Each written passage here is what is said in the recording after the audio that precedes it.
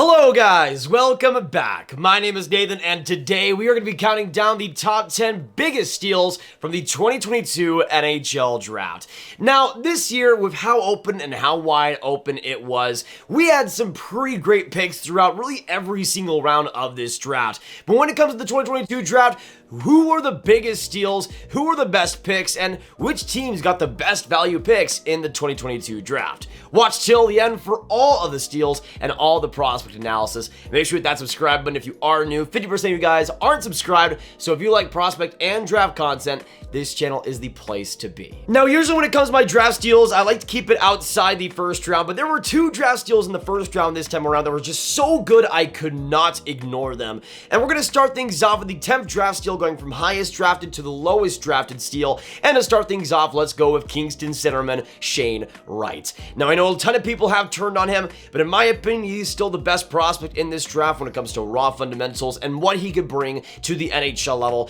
For me personally, I'm not going to change my ranking just because he went lower than expected. I would change my draft ranking if I saw something different in his game, saw more tape of him that went in the case that he should go for fourth overall. But for me personally, I still have number one in my draft rankings, and to get that player fourth overall is a heck of a steal for the Seattle Kraken. But mostly, I think it's such a great fit because of what Shane Wright can bring. Of course, was the consensus number one for a lot of different outlets, either number one or number two for most people. And when it comes to the OHL this last year for Kingston, in 63 games, he got 32 goals, 62 assists, 94 points. I know a lot of people might be questioning his upside, but at the same time, I still think this is a player that will be a top six, great two-way centerman that will bring some good consistency. And I think alongside a player like Matty Beniers, that center core is going to be a setup for such a long time in Seattle, and I'm really excited to see what Wright can do there. To me, I don't have really many question marks with him, and in Seattle, I think that's a great place to develop. Next up, going to the second biggest draft steal, let's go on to a player that was one of my favorites and ranked inside my top 5 that ended up going 30th overall to the Winnipeg Jets in Brad Lambert. Now, I obviously see, and I was expecting Brad Lambert to be around that middle range in the 20th, but to see him drop that low and even sniff potentially dropping to the second round was pretty crazy to me. At the same time, though, I am in love with this pick by the Winnipeg Jets, not just because of where they got him, but also what can happen with that roster. Now, the thing is, I've been usually saying when it comes to the Brad Lambert pick, I'm super excited because they have all these offensive weapons, and people have said, oh, they have Rick Bowness. Trust me, I don't think Rick Bowness is going to be there for more than 2 years, so we can calm about that. Brad Lambert could likely be developing in the WHL and maybe even the AHL at that point, but to me, Brad Lambert is still the best skater of this draft, especially in his straight line, brings so much agility, and you combine that with his amazing puck skills and ability to be able to get past other defenders, and to me, this is a guy that can have a lot of potential as a top 6 power play fast forward. And even though there is some question marks in terms of the decision making there, I think physically, even though there is a ways to go, he's still on a right track, and defensively, he puts in a lot more work than other people think he might. For me, when it comes to Brad Lambert, I mean, this last year in the league, it was an absolute disaster. He went to 2 different teams, went with JYP and the Pelicans, and overall in 49 games, got 4 goals, 6 assists for 10 points. Just a disastrous season. In the luck, in the teammates, everything seemed to go wrong with him, but it seems like what's most likely going to happen is he comes to North America next year and goes to a much different situation, which I think is needed for him. But I think if he's able to unlock that talent, unlock that potential, you have a top 10, potentially top 5 player in this draft. And to get that at 30th overall, especially with the Jets already having another first round pick and taking McGrody, that is the type of risk taking I love to see. But now let's go on to number 3 and the third draft steal of the 2022 draft and go on to another Seattle Kraken draftee, this time in Jagger Firkus. Now, I kind of, just like Brad Lambert, expected Firkus to be around that range, but it still doesn't destroy the fact that Firkus in the second round is a fantastic pick to make, and especially for the Seattle Kraken, that could be one of the higher upside prospects they have already, if not the third highest upside behind Beniers and Wright. When it comes to Firkus as a right winger, 5'10", the biggest problem is the weight, the biggest problem is that physicality and getting around opponents, but at the same time, you have such a combination of fantastic shot selection, thinking of the offensive game. He's such a compact and efficient player, and again, you combine combine that shot skill, you combine that possible playmaking, and to me, I could see Fergus being a solid second line power play forward in the future, and we'll see if he's able to round out that overall skill. But this last year with the Moose Jaw Warriors in 66 games, got 36 goals, 44 assists for 80 points, 12 points as well in 10 WHL games, and to me, this is a player that should have been around the 18 to 22 range, goes 35th to Seattle, and you combine already Beniers and Wright into that system, and even Ryan Winterton, and the Kraken are building a pretty great forward core with Jagger Fergus being a huge part of things. Now moving on to the 46th overall pick and the fourth big draft steal of the 2022 draft. Next up for the Devils, I have Seamus Casey. Now to get Casey at 46, I think is pretty great value. I have him in my mid-20s, I think 28th overall in my rankings. And when it comes to Casey, I think he fits the Devils absolutely beautifully. We already see, of course, over these past couple of years with Luke Hughes and obviously Simon Nemec being drafted second overall, the Devils are prioritizing possession and skill and decision-making and speed with their defensemen and with their high-profile draft picks. And Seamus Casey is exactly along those same lines. Great puck carrier, really good in transition, and with his skating, and although there's not a lot of explosiveness, he's really efficient with it, and he's a guy that just thinks the offensive game extremely well, knows where to be, positions himself well for outlet passes and actually giving away outlet passes as well. Being able to get around defenders is also an interesting characteristic for him in the defensive zone, but he will still need to bulk up. He will still need to be a little bit better under pressure in the defensive zone. But this last year in the USDP was pretty solid in my opinion, and the USDP at least in 48 games he got 10 goals, 23 assists for 33 points, and in the U18 World Juniors got 6 points in 6 games played. To me, this is a guy that could just be a rock solid middle pairing power play defenseman, but considering what the Devils have going in the future, he might not even get power play minutes, which would be a shame. But the fact that he's going to the University of Michigan, that is exactly where I want to see him go. He'll thrive under that system and will likely thrive under New Jersey too. But now moving on to the fifth selection and the fifth big draft steal of the 2022 NHL draft, going on to one of my favorite picks here. Next up, we're going to go to Gleb Tarasov with the 60th overall pick. The Carolina Hurricanes, I will say this, it's not the first splash they'll make on this list, but Gleb Tarasov is, in my opinion, especially in the second round, one of the better picks you can make. One of the younger players in the draft with an August 12th birthday, and that's something that you also have to factor into him. But as a left winger, 6'1", his season was really interesting this last year in the MHL in 35 games, 23 goals, 22 assists, 45 points.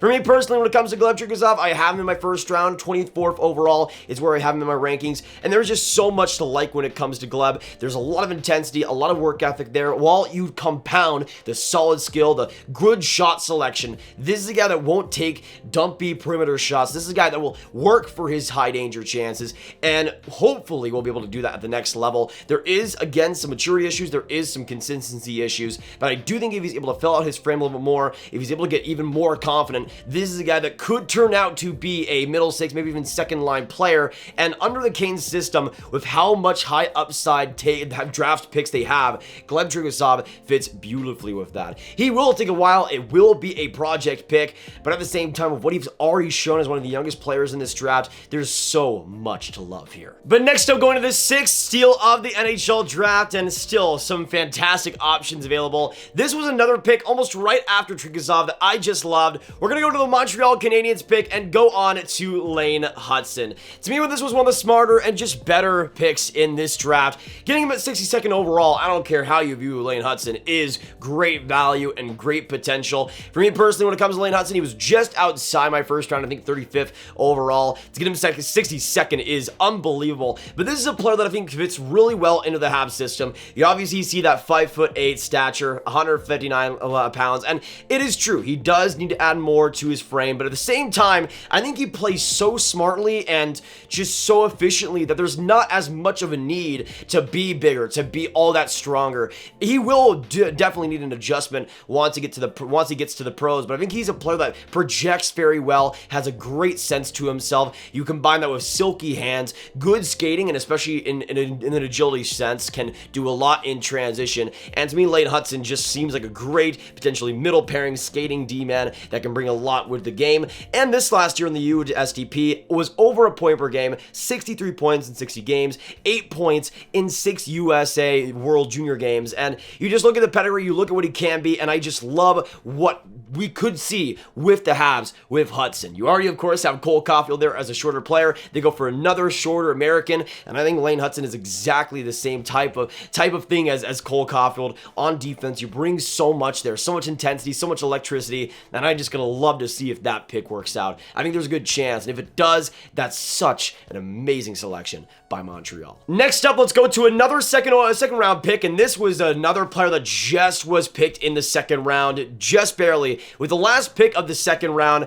I go on to Calle Odiolus. Now, here was the thing. I was really surprised, really shocked to see Odiolus falling this high, or falling this far down. I expected him to be maybe a late first, probably early second round pick, but that was the lowest that he could potentially go. And to me, with the Islanders, they get him 65th overall, and that is one of the steals of the draft. I like Odiolus in a lot of different ways. At 6 foot, 187 pounds, he's not going to just blow you away by his size, but he's going to play smartly, he's going to play efficiently, and he still does like to take the body. He still does like to separate forecheckers from pucks. He does a great job along the boards of getting separation and getting possession back. And to me, he's kind of the prototype of the next line of NHL defensive defenseman, where he might not be the most terrifying, but he will be a player that smartly plays defense, and you combine that with a solid skating ability, you combine that with good agility, and also being pretty young with a May birth date. I mean, this last year, he played most of his games in the junior 20, 30 points in 43 games, played at 7 SHL games, 3 points as well, 3 assists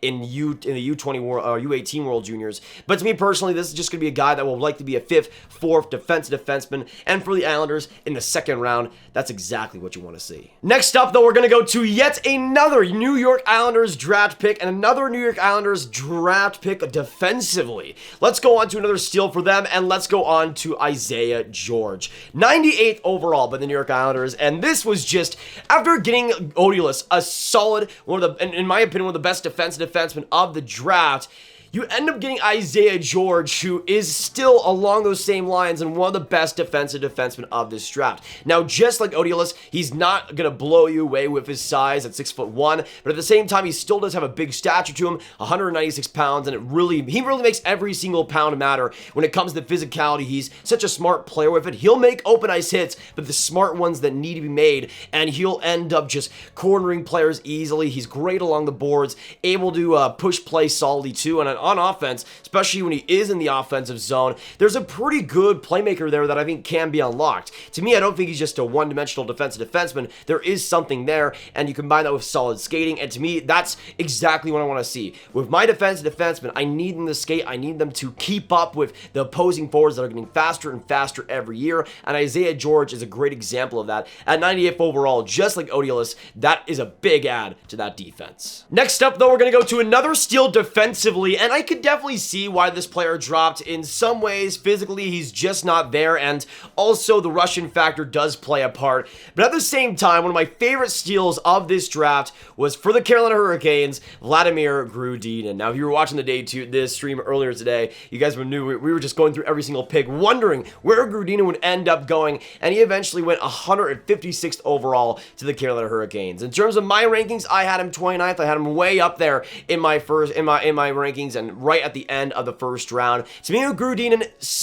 there's so many special characteristics with him. In my opinion, he's one of the best skating defensemen of the draft. His mobility, in my opinion, his pure mobility in terms of his edge work and his ability to get separation is the best in this draft. Sure, when he does have to battle with someone physically, he's probably going to lose that battle right now, but in my opinion, if you can bulk up, if you can even improve that skating even more, to me, this could be just a really interesting skating defenseman who's able to transition well, get pucks out, and skate and just play so well with his speed. And to me, I think it could be a really interesting project for the Canes, and considering how many high upside guys they have, I think Grudinin fits quite well. This last year played 6 KHL games, mostly playing the MHL, 18 games, 13 points. But that's the thing. I think once it gets more of a sample size, once he plays fully in the KHL, this is a guy that can truly start to thrive, truly start to bulk up, and in my opinion, the sky's the limit for him. We'll see how it looks looks in a few years' time, but I think at 156th overall, that is an absolute steal.